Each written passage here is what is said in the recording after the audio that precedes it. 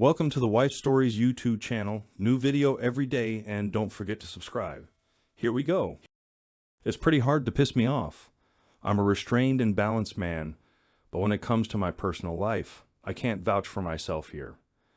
My wife's lover came up to me at an event and told me right to my face that he really liked my wife, especially in bed. There was no limit to my anger. Leave? I detest you so much, you vile woman. Those were the final words I uttered to my wife, Cindy, the woman I had cherished for 7 years before our brief encounter at the divorce court, several months later. But that's a story for another time. I never imagined our relationship would unravel like this. We seemed destined to be together forever. 7 years may not seem like much, but we appeared to be the perfect couple. I never once doubted her loyalty until the moment I realized what a fool I had been. She shamelessly cheated with an actor while we were all attending an awards ceremony in Cannes, south of France. She was employed at a prestigious agency that represented top-tier actors. It was there among my friends that the path to her temptation and the downfall of our marriage unfolded. Why they thought it wise to include me in their Mediterranean escapade is beyond comprehension. Perhaps they felt entitled, assuming I would simply acquiesce to whatever was presented to me. They were mistaken. I won't dignify the despicable individual who seduced her and labeled her as his conquest. Why not? Because certain individuals have compensated me generously to keep their secret, to shield him, and to remove her from my life with financial gain as the sole consolation. She has relinquished all claims to our shared assets, presumably compensated by either the scoundrel himself or her employer at the agency. Whether she suffers consequences is of no concern to me, the deceitful traitor.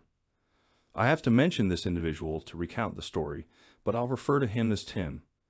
Are you familiar with any well-known actors named Tim? No, neither am I, so Tim it is. My apologies to any lesser-known Tims who might take offense at not being recognized.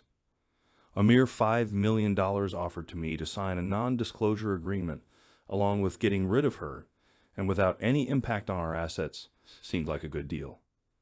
Sure, there was a personal toll, but having 5 million reasons to be practical outweighed it. I was already financially secure, but the prospect of such a large sum, discreetly deposited offshore, was too tempting to pass up, especially since I was determined to end things with her, even if it meant relinquishing over half of our assets. As for me, I'm Jeff Smithers, and I'm a very frustrated soon-to-be single man, although I wasn't aware of it yet at the start of this story, still part of Jeff and Cindy. What I despise is being deceived and realizing how I've been taken for a fool. I'm the proprietor of my consulting business, which has been a labor of passion. Over the span of a decade, I've painstakingly built it from the ground up.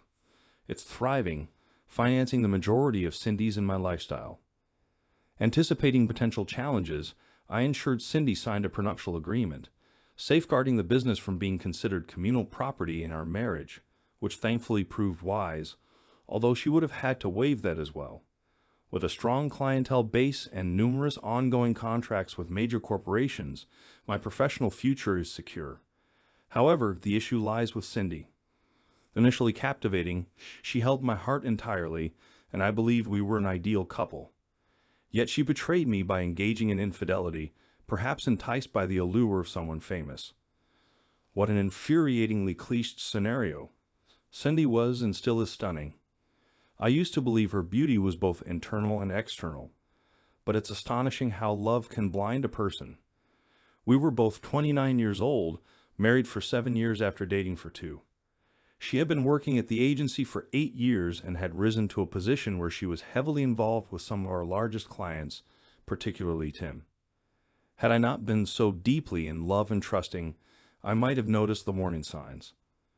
When she was informed that she would be working with Tim, she was overjoyed. She spoke of feeling honored and described him as handsome and genuinely kind. These were all signs of infatuation, but I was too trusting to see the danger. She was asked to accompany Tim on a tour of TV networks to promote his latest movie. Although her long absences, sometimes a week here, 10 days there, and even an 18-day trip across major European capitals, worried me, I didn't want to dampen her excitement. I was genuinely happy for her. Cindy adored her job, especially the opportunity to mingle with famous personalities. Little did I know my marriage was on the brink of collapse. A few months later, she still overflowed with the thrill of her travels and the stardust arriving home one night bursting with news. Jeff, I received some incredible news today. Tim's film has been nominated for an award at the Cannes Film Festival, and I'll be part of the entourage attending. I'm thrilled to be involved, and I'll even be at the awards ceremony. My agency is generously providing a budget for evening gowns for the ceremony and parties. Her expression dimmed slightly at my subdued reaction. I believed I had been reasonable considering the extensive travel she had already undertaken for the publicity tour. My response was a simple, "Oh. What's the matter, Jeff? I thought you'd be happy for me landing this opportunity," she said with a hint of sadness, but nothing could dampen her spirits. "Cindy, it's just that I missed you so much during your publicity tour. Being apart from you for over 3 months, especially those several weeks, was tough," I explained. "But I understand it's part of your job, and I know how much you wanted it." I let my words hang in the air before continuing. "I just hope that you'll have some time for your husband after all this." Cindy seemed a bit hurt by my remark. She looked like she wanted to argue but remained silent. The absence of any objection from her initially made me wonder if there was more going on than I realized. However, my suspicion was short-lived as she surprised me the following day by informing me that the agency would cover my travel expenses as a token of appreciation for the time I had allowed her to be away from home over the past few months. She mentioned it would entail a 2-week trip, with all expenses covered and top-notch accommodations, completely free for me if I could spare the time away from my business. Without hesitation, I agreed. A complimentary journey to France was an opportunity I couldn't resist. I adjusted a few appointments, arranged to work remotely with some clients, and made the necessary arrangements to clear my schedule. If I had known then what I know now, I would have gladly stayed home, but I would have still believed I had a faithful wife. Every dark cloud has a silver lining, even if it feels like a terrible situation at the time. And so we embarked on a journey to France, specifically to the stunning town of Cannes, on the French Riviera, situated along the coast from Monaco and the bustling city of Nice. The festival typically takes place in May and spans 11 or 12 days. We were accommodated in a luxurious 5-star hotel with a suite overlooking the renowned Plage du Midi, where famous, particularly beautiful actresses are often photographed against the backdrop of the Bay of Cannes. I anticipated Cindy's active participation within the group, leveraging the publicity to the fullest. As the most attractive female member, alongside a well-known actress, she would serve as occasional eye-catching appeal in the press photos. While I had online work to attend to, much of the time felt like vacation as I entertained myself. My interactions with Cindy were brief, and I wasn't particularly worried. I presumed her admiration for Tim, which she expressed, stemmed from being with a celebrity, but ultimately it was just part of her job. My initial moment of genuine concern arose when she returned to the suite to prepare for what was supposed to be an afternoon of publicity photo shoots on the beach. Essentially, she was meant to serve as a decorative addition to the main actors. We had been there for 5 days and everything had been proceeding as usual. When she came out of the bathroom, she was wearing what I'm afraid to call clothes. In fact, it looked like nothing more than a few strands of dental floss strung on top of each other and barely covering anything. The only thing covering her was a small piece of cloth. Although the material was partially opaque, it was obvious that if it got wet, it would show everything she had to offer. I was taken aback. I had never witnessed it before. "What on earth is that, Cindy? You're not seriously going out in public dressed like that, are you?" I exclaimed in disbelief. "Where did you get that?" "It's a gift from Tim. He said it would make the press photos sizzle. It's part of my job here, Jeff. Please don't blow it out of proportion," she responded, looking somewhat ashamed but showing no intention of changing. "Damn it, Cindy. I don't want half of France, let alone our friends at home, to see you in that outfit. You look like an adult film actress," I blurted out. After my remark, she angrily grabbed something and ran out. I decided to leave her alone, focused on my work, and ordered a simple lunch to our room through the room service. I enjoyed dinner on a small terrace overlooking Midi Beach and happened to notice Cindy and her company happily posing for numerous photographers, both professionals and amateurs. From our terrace, located about 30 meters away from us. Everything that was happening there was clearly visible, but the view of my wife was the most provocative. It was also obvious that she rarely strayed far from Tim. I observed several instances of him wrapping his arm around her waist, which made me uncomfortable to witness, although it wasn't necessarily indicative of anything inappropriate. Despite my discomfort, I continued to observe as the photo shoot concluded with a few, including Cindy and Tim, heading towards the sea, while others made their way back to the hotel. The distance from the embankment to the sea was small, which allowed me to easily observe what was happening from my observation post. Again, nothing suspicious was noticeable, but eventually, after they were in the water, I noticed that she was walking back along the beach and his arm was still around her waist the whole time.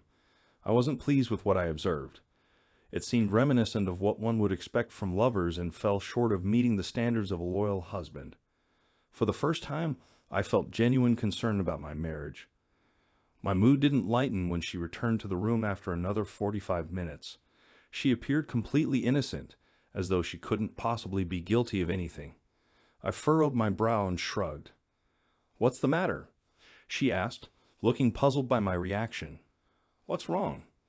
I looked at her meaningfully. My gaze was riveted on her appearance and what I had observed recently. "Well," I began, "let me outline the problem in general terms. First of all, your body is quite clearly on display to the whole of France in this, whatever you want to call it. Obviously, the entire population can observe my wife's figure as a whole." Then, she interrupted me by saying, "Don't be so tense, Jeff. This is Europe. No one here is worried about this. No one cares. Besides, I thought it might please you.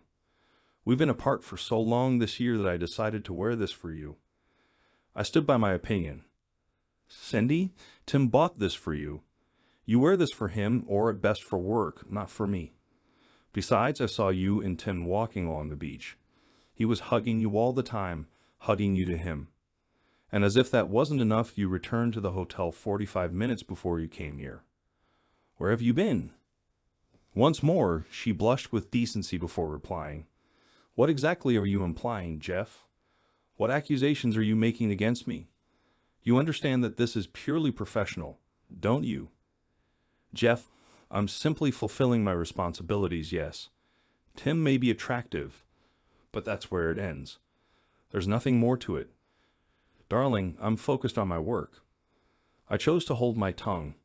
I suppose her explanation was plausible, but it was evident she had spent considerable time with Tim, and their comfort around each other was obvious. Was she exceptionally skilled at her job? She mentioned the possibility of a substantial bonus for her management of Team Tim's affairs. This event marked the culmination of the movie project, and perhaps in a month, I'd regret ever doubting her. So the following day marked a significant moment. It was the evening when the inaugural awards ceremony for his film commenced. I wasn't there as an official attendee. I was merely an extra with no role or involvement in the main events.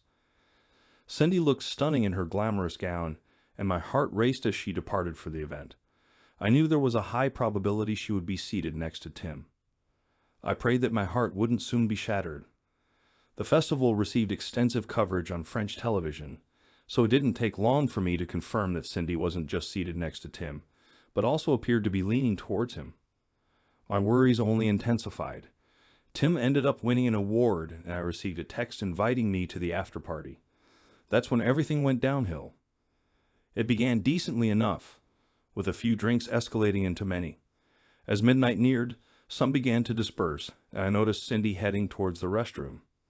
To my surprise, Tim approached me for the first time. We'd never conversed before, and I doubted we shared any common ground. Yet, with his opening remark, I realized we did have something in common: sleeping with my wife. "Hi, Jeff.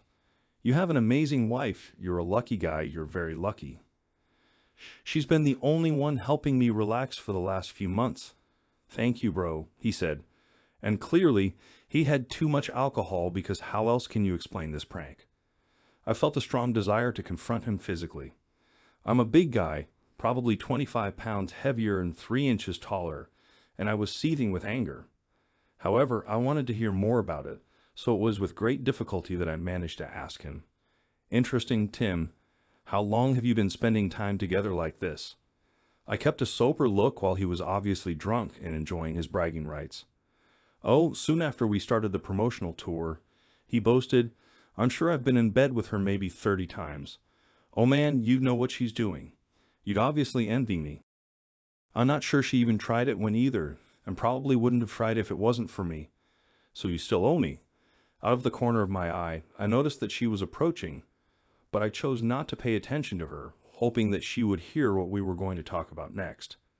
Tim didn't notice her presence, so I turned to him. "Okay, Tim, thanks for telling me that my wife is just another promiscuous woman. Don't you want to get rid of her?" Her expression changed when she heard my question, and she burst into tears when she heard his answer. "No way, buddy. You can keep it for yourself. I can find a woman like your wife anywhere, anytime. She is good as a woman, but nothing more. Why would I be interested in a woman like her?" "No, buddy, you're in charge of her. But thanks for lending me the time. She's good for a few meetings, but nothing more." I could hear her sobbing, repeating, "No, no, no, it shouldn't be like that," when I glanced at her and shook my head. Then, turning back to Tim, I said, "Well, I don't need her either." And then I hit him once, causing him to fall to the ground. Shortly after, the local police handcuffed me and took me away. Looking back, I noticed that Cindy was helping Tim up, seeking medical attention for his obviously damaged nose. How gentle, it won't affect his appearance in any way, which suits me fine. As the aggrieved husband, I ended up punching him and knocking him down, but ended up getting myself arrested. The police couldn't have members of the public attacking famous actors. The issue for me was that I didn't speak French, but they provided an interpreter, and the police questioned me in his presence. This occurred at 9 a.m. after I had spent a night in the cell. Through the interpreter, the police inquired about the incident that led me to assault a famous actor. I declined to answer and requested to speak with a lawyer before responding to any questions. They acknowledged my right to legal representation and returned me to the cell to await contact with a lawyer. Approximately an hour later, I was informed that my wife had arrived to see me, but I firmly declined any conversation with her. It was reminiscent of a scene from the Pink Panther movies with a Frenchman's nasal, "Han, Han, Han," and suddenly they seemed to grasp the issue. They relayed to Cindy that I refused to speak with her and requested her departure. Shortly after, a police officer brought me coffee and a croissant, gesturing understandingly and sympathetically with a touch to his nose, exclaiming, "Ah, mon Dieu, mon ami, les femmes, oh la la." Around 30 minutes later, two events occurred nearly simultaneously. A French attorney named Monsieur Philippe Leblanc was ushered in to meet me, while a representative from Cindy's agency also sought contact. Monsieur Leblanc proposed that we listen to the agency's proposition, and after some negotiation with the police, we arranged to meet privately. I consented, eager for assistance in my situation and an update on Tim's intentions. The agency had sent their second-in-command to speak with me, Peter Longstaff, a name I couldn't help but find amusingly fitting for a certain object. Despite my initial amusement, I had encountered Peter briefly at a few company gatherings, and he had struck me as a decent individual. I waited for him to initiate the conversation. "What a chaotic situation, Jeff. Did you have any inkling that something was going on between them?" Peter inquired. I shook my head in denial. "Not a clue until I spotted them together on the beach yesterday, Peter. I never imagined she would do such a thing. I thought our relationship was solid." "Did your team have any knowledge of this?" "I'll be frank, Jeff, because I sympathize with you. Some individuals within our circles had suspicions, but it wasn't until very late in the game, just before this whole mess unfolded. Off the record and speaking strictly on a personal level, I'm genuinely sorry, Jeff."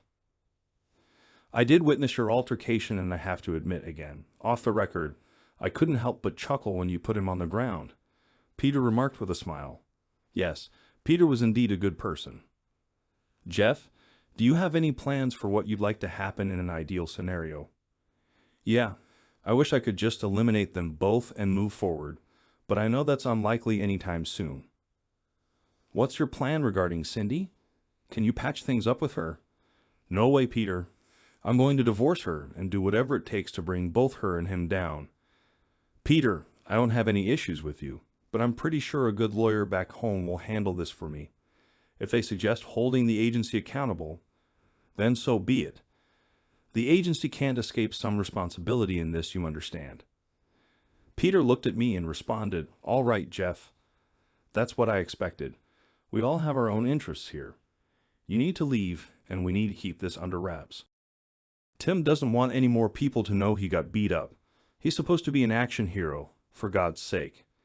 He continued, saying, "Since he's not filing charges, there won't be any prosecution. The local politicians are keen on keeping their festival untarnished, so you're off the hook. You can inform your lawyer friend he's no longer necessary, all right?"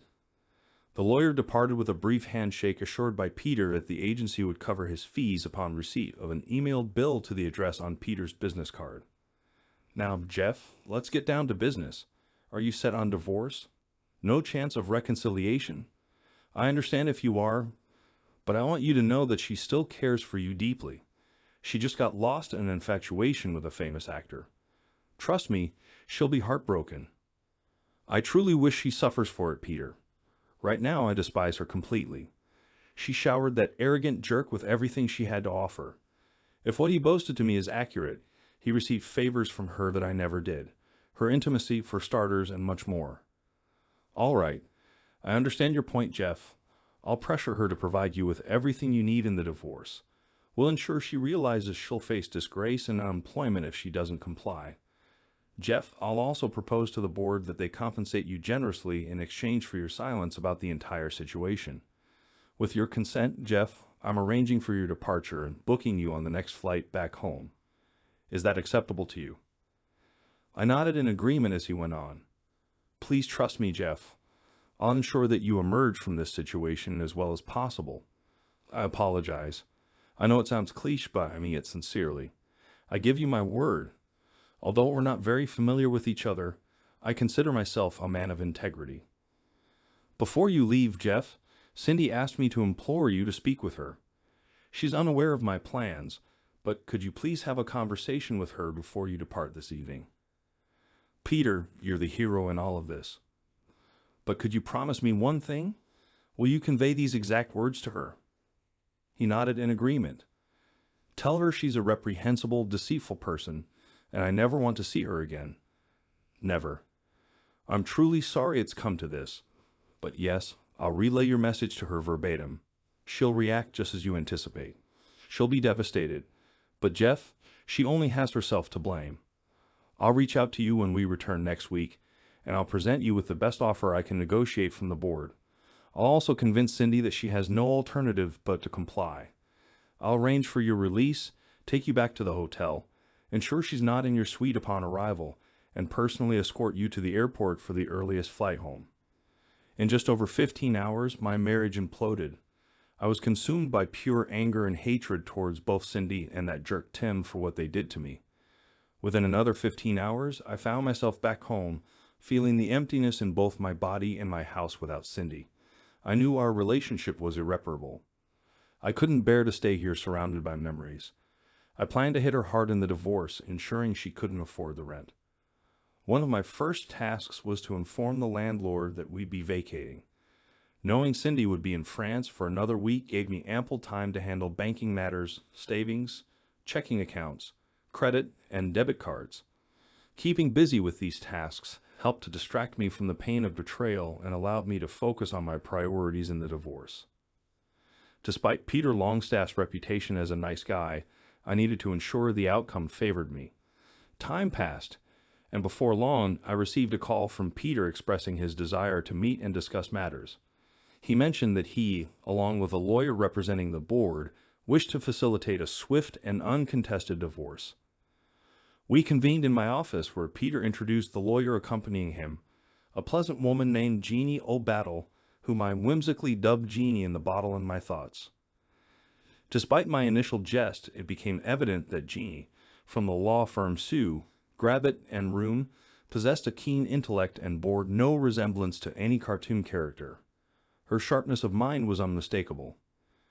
"Mr. Smithers, I want to convey, On behalf of the agency involved in this agreement or negotiation, our sincere apologies for our role in the breakdown of your marriage. I've been given the authority to extend a substantial offer to you, contingent upon your agreement, to sign a non-disclosure agreement. Essentially, they're offering you compensation. I understand Peter may have hinted at something similar before, so here's a preliminary agreement. I know your father had legal expertise, so please have him or another representative review it. However, it's crucial to maintain absolute secrecy. Otherwise, all offers will be retracted, and your wife will face consequences, likely resulting in a contentious divorce. This isn't meant as a threat, but rather information you need to consider in your decision-making process. Peter has crafted a comprehensive package. Take your time to review it thoroughly and seek advice. But remember, confidentiality is paramount. Peter and I are available to address any concerns you may have today. I'm confident you'll find much of the offer satisfactory. Additionally, Mrs. Smithers is aware of her limited options and is willing to follow my advice with one condition. She requests 1 hour of communication with you. Frankly, I've told her it's futile as you have no interest in reconciling, but she insists. That's her condition, hoping to persuade you to consider a future together. I firmly expressed, "Oh, I know, I refuse to see or speak to her anymore. I'm done." "Peter, did you convey to her the exact message I instructed you to?" Peter replied, "Yes, Jeff, I relayed your exact words. I told her you described her as a despicable, cheating individual and declared you never want to see her again, ever. Jeff, she broke down in tears just as you desired. However, I must inform you, Jeff, that I believe she may be in a state of severe delusion. She quietly muttered, 'We'll see about that,' repeatedly, which concerns me deeply." Jeff glanced at Peter, his expression void of any emotion. He no longer cared about Cindy. His anger had consumed him to the point where hate was his predominant emotion.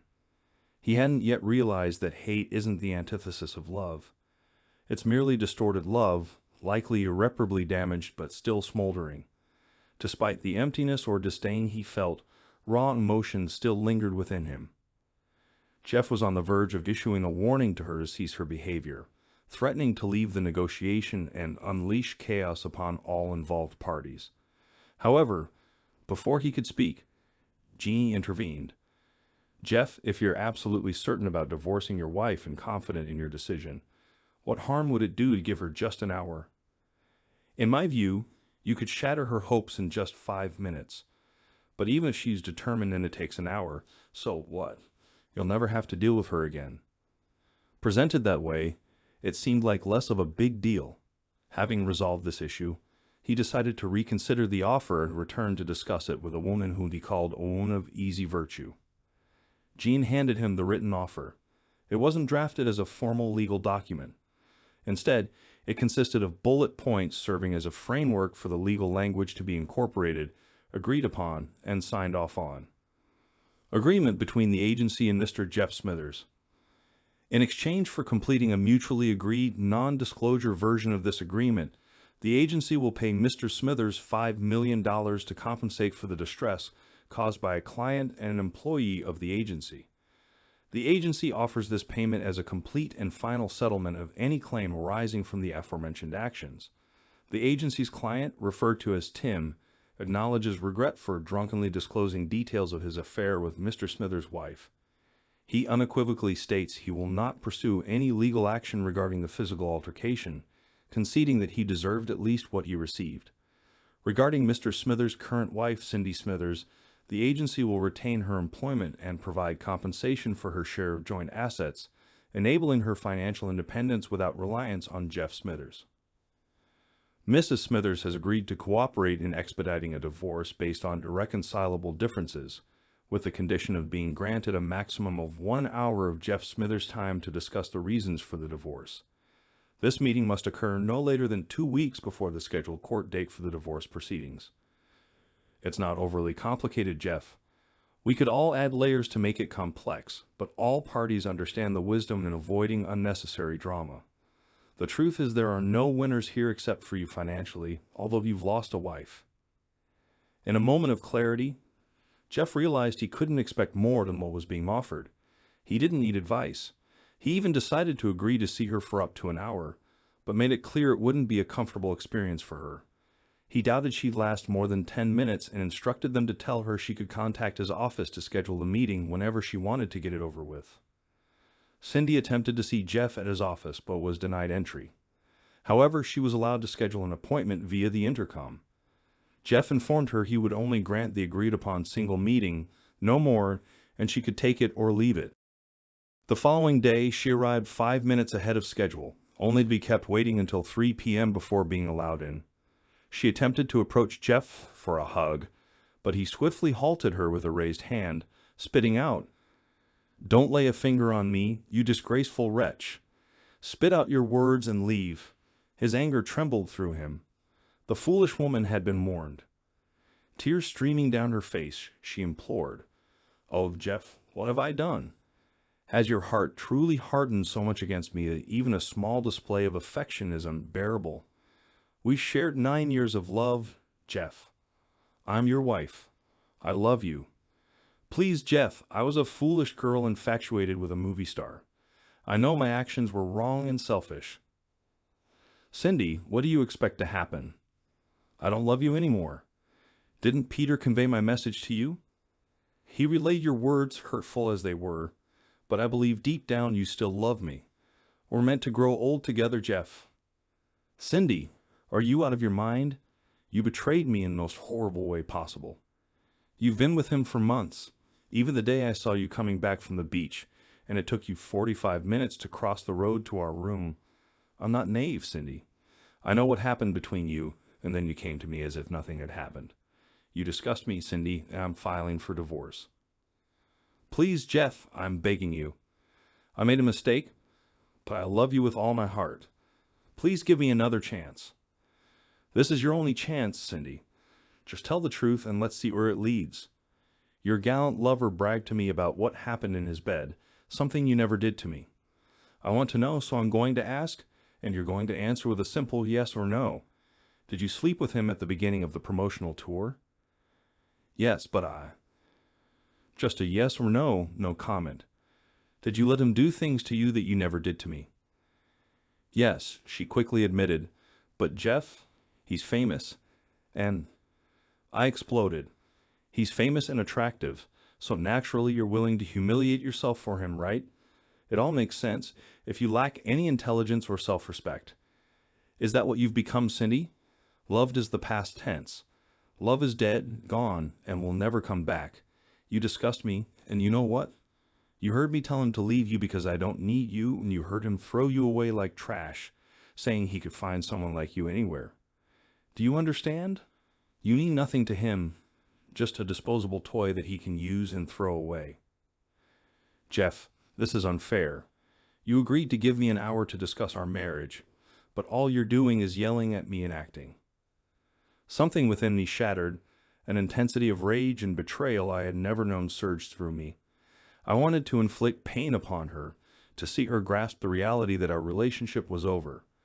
Yet, amidst the growing hatred, the poignant ache of love for her still pierced me, creating a turmoil that felt capable of consuming me entirely. "Get out! I despise you," I spat, seething with contempt. She sobbed, her anguish palpable, and fled through the door. Several months later, I encountered her again, this time at the courthouse. Her lawyer had reached out claiming she accused me of shortchanging her during our allotted hour.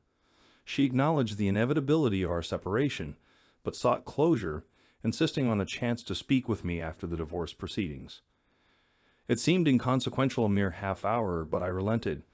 After all, once the divorce was finalized, there would be little left to discuss.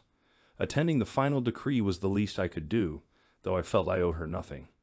It was simply a gesture to ease the path forward. In the months that followed, my anger faded away, replaced by a melancholic acceptance that something once so significant in my life now held little to no importance.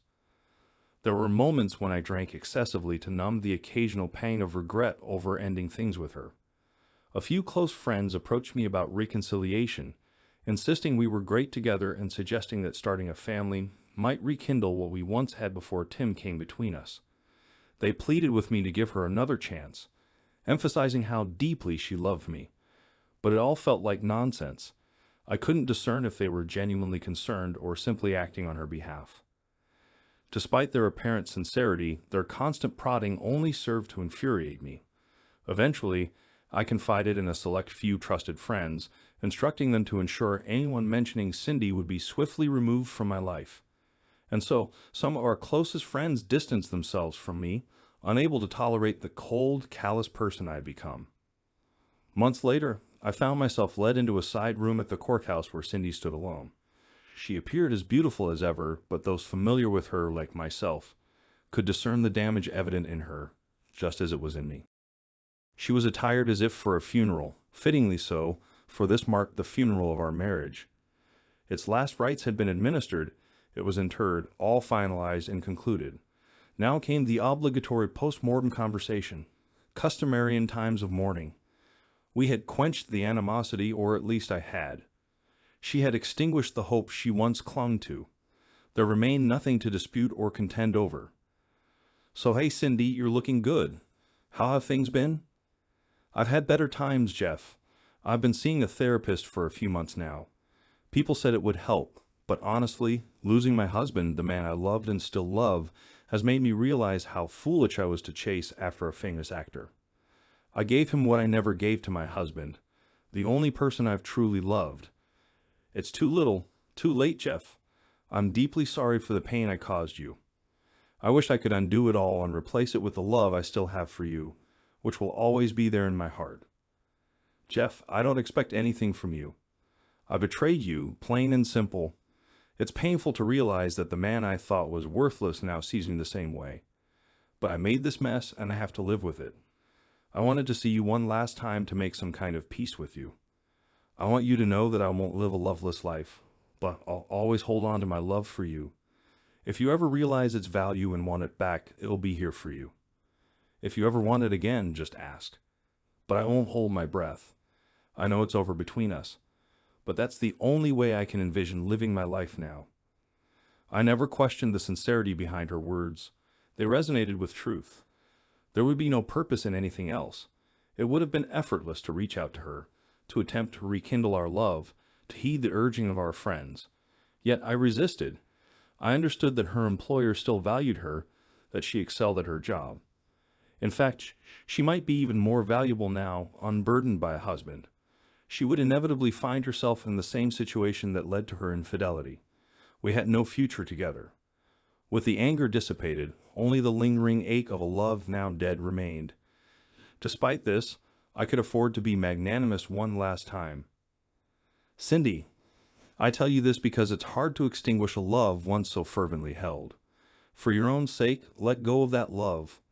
I will never reciprocate it, nor do I desire it from you. Move forward with your life and don't dwell on me. Embrace who you are, and may you find happiness, Cindy." She approached me, and this time I couldn't push her away. We shared a tender embrace, reminiscent of the hugs Cousin's mighty exchange. She softly uttered, "I'm truly sorry for what I did to us, Jeff," then turned and slowly exited the room without looking back. It was perhaps for the best that she didn't glance back, as she would have witnessed tears streaming down my face uncontrollably. I realized that the love of my life had finally given up and departed. It was what I believed I wanted because I could never trust her again. But it felt as though someone had extinguished a flame in my heart, leaving behind a dark, cold, and desolate void. Perhaps it was time for me to heed the advice of my remaining friends and seek counseling to aid in my recovery. I had ultimately driven her away, dealt a fatal blow to our marriage, and crushed whatever remained. It was time to move forward. 5 years have passed, and my life has changed drastically. I've become not only the happy owner of a new house, but also the husband of a beautiful wife who has given me a wonderful son. Her name is Sophie, and we met her about 6 months after my official divorce when I withdrew into seclusion.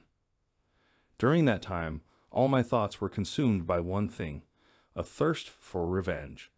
I understood that Tim, who played a significant role in the breakdown of my marriage, got off lightly, and his acknowledgement of his mistake and apology to me couldn't soothe my soul. Sophie was my lifeline. We met by chance, and soon we were dating for a year until I proposed to her. Am I happy? Yes, which is more than I can say for the people who destroyed my previous life. My ex-wife worked for a while, but then she got caught. She had an affair with one of her colleagues, and they got caught at the worst possible moment.